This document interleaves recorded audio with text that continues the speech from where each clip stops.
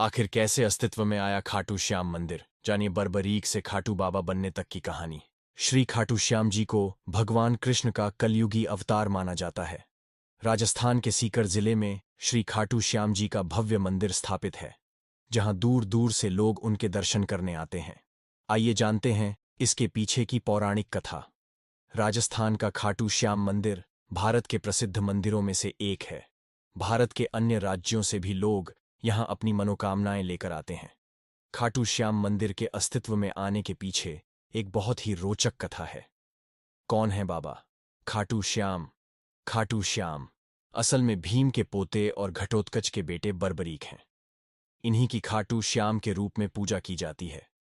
बर्बरीक में बचपन से ही वीर और महान योद्धा के गुण थे और इन्होंने भगवान शिव को प्रसन्न कर उनसे 3 अभेद्य बाण प्राप्त किए थे। इसी कारण इन्हें 3 बाणधारी भी कहा जाता है। क्या है मान्यता? इस मंदिर की एक बहुत ही खास और अनोखी बात प्रचलित है। कहा जाता है कि जो भी इस मंदिर में जाता है, इसे बाबा श्याम का हर बार एक नया रूप देखने को मिलता है। कई लोगों को उनके आकार में भी बदलाव नजर आता है। बर्बरीक कैसे बने खाटू श्याम? महाभारत के युद्ध के दौरान बर्बरीक ने अपनी माता अहिलावती के समक्ष इस युद्ध में जाने की इच्छा प्रकट की। जब मां ने इसकी अनुमति दे दी, तो उन्होंने माता से पूछा, मैं युद्ध में किसका साथ दूं? इस प्रश्न पर माता ने विचार किया कि कौरवों के साथ तो विशाल सेना, स्वयं भीष्म पितामह, गुरु द्रोण, कृपाचार्य, अंगराज कर्ण जैसे महारथी हैं।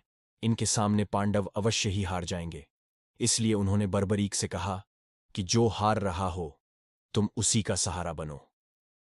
बर्बरीक ने माता को वचन दिया कि वह ऐसा ही करेंगे और वह युद्ध भूमि की ओर निकल पड़े। भगवान श्री कृष्ण युद्ध का अंत जानते थे, इसलिए उन्होंने सोचा कि अगर कौरवों को हारता देखकर बर्बरीक कौरवों का साथ देने लगा, तो पांडवों का हारना निश्चित है। तब श्री कृष्ण ने ब्राह्मण का वेश धारण करके बर्बरीक से उनका शीश दान में मांग लिया। बर्बरीक सोच में पड़ गया कि कोई ब्राह्मण मेरा शीश क्यों मांगेगा। यह सोच उन्होंने ब्राह्मण से उनके असली रूप के दर्शन की इच्छा व्यक्त की। भगवान श्री कृष्ण ने उन्हें अपने विराट रूप में दर्शन दिए। इस पर उन्होंने अपनी तलवार निकालकर श्री कृष्ण के चरणों में अपना सिर अर्पण कर दिया।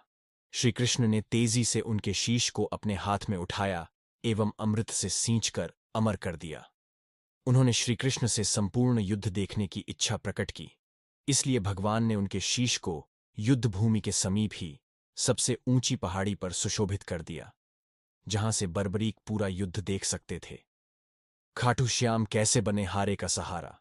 युद्ध की समाप्ति के बाद सभी पांडव विजय का श्रेय अपने ऊपर लेने लगे।